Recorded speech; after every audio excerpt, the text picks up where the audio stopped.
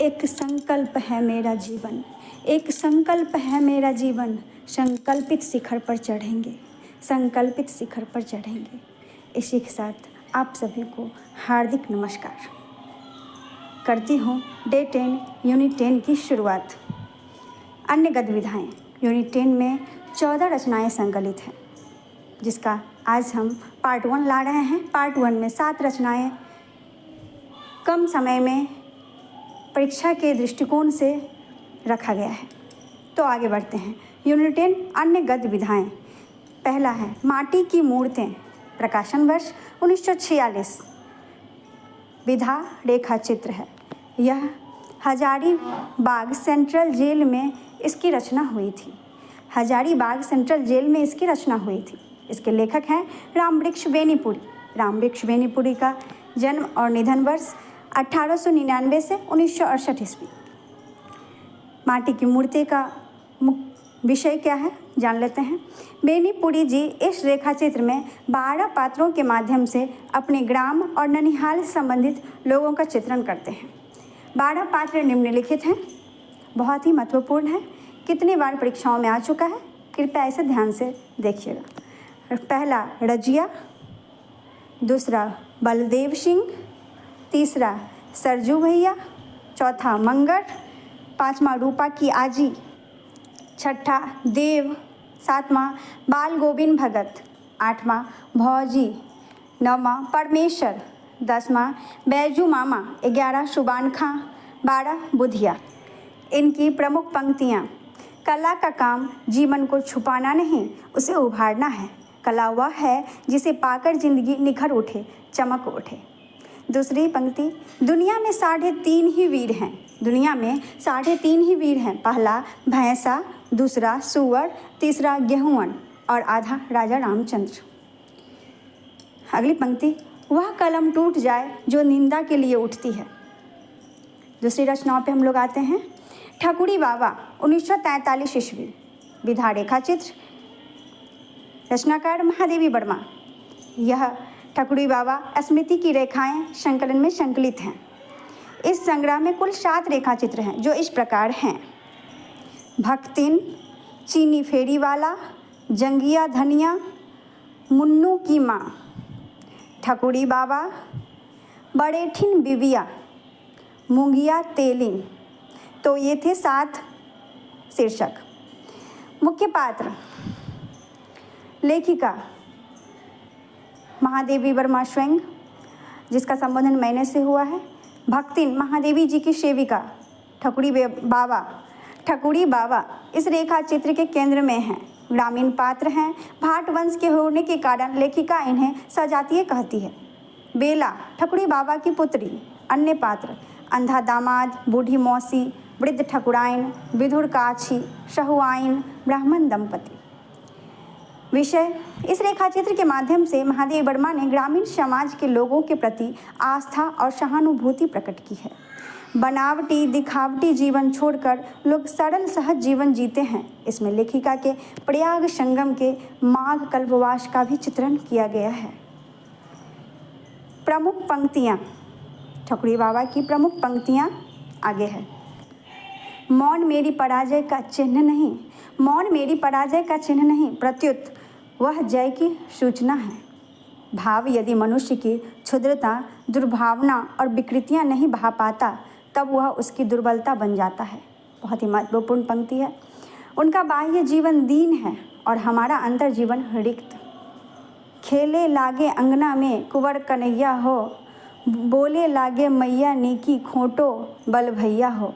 खटरस भोग उनही नहीं भावे रामा, मैया माखन रोटी खवावे ले बलैया। ये ठकुरी बाबा की पंक्ति है, गाए हैं ये गीत। आगे तीसरी रचना पे आते हैं हम लोग। मुर्दैया, बहुत ही महत्वपूर्ण, प्रकाशन वर्ष 2010। यह एक दलित आत्मकथा है। इसके लेखक डॉक्टर तुलसीराम हैं। मुर्दैया आजमगढ़ में स्थित लेखक के गांव के शमशान घाट का नाम है। इसमें लेखक के जन्म से लेकर आजमगढ़ में पढ़ाई करने तक की घटना का विवरण है। दलित जीवन से संबंधित विविध विसंगतियों का विश्लेषण और भारतीय ग्रामीण परिवेश व लोक संस्कृति का अवलोकन करती है। इस आत्मकथा के 7 उपशीर्षक हैं। पहला भूतही पारिवारिक पृष्ठभूमि, भूतही पारिवारिक पृष्ठभूमि। दूसरा मुर्दहिया तथा स्कूली जीवन। तीसरा अकाल में अंधविश्वास। चौथा मुर्दहिया के गिद्ध तथा लोक जीवन। पांचवा भूतनिया नागिन। छठा चले बुद्ध की राह। सात आजमगढ़ में फाका कशी। ये सातों उपशीर्षक हम सभी को याद होना चाहिए।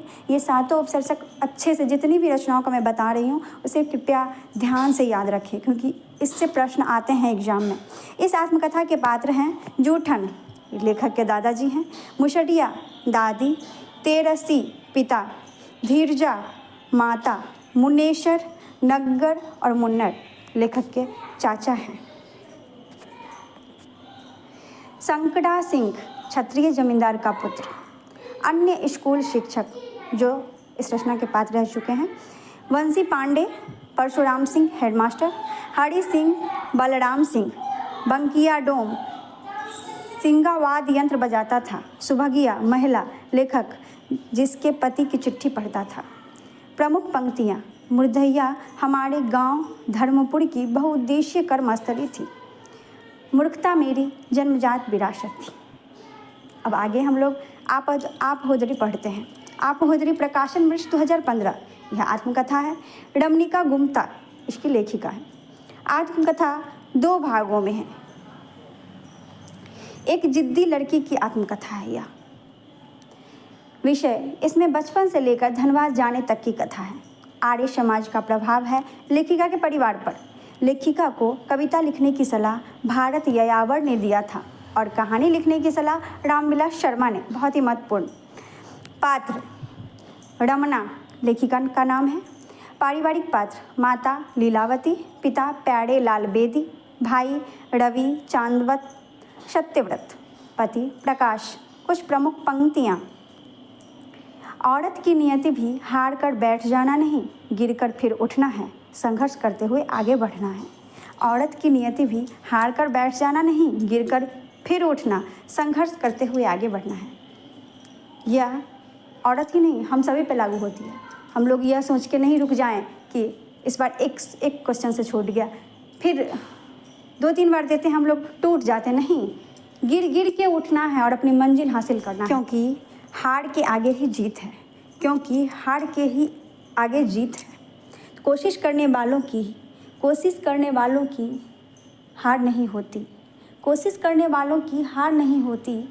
और हमारी रचना है कोशिश करने वाले ही तो जाते पर्वत पार, कोशिश करने वाले ही तो जाते पर्वत पार। चलिए फिर आगे हम लोग आते हैं अपने विषय पे।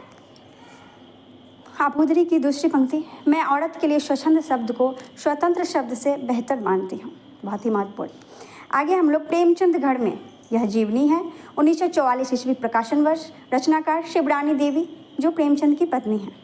महत्वपूर्ण बिंदु: प्रेमचंद के पिता का नाम अजायब राय, माता का नाम आनंदी देवी।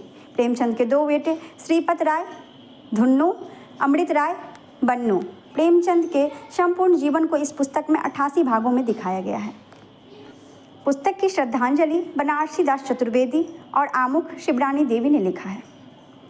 महत्वपूर्ण पंक्तियाँ: इसके मानने तो यह हुए कि औरतें हमेशा पुरुष से तेज रहती है, यह तो अच्छी रही।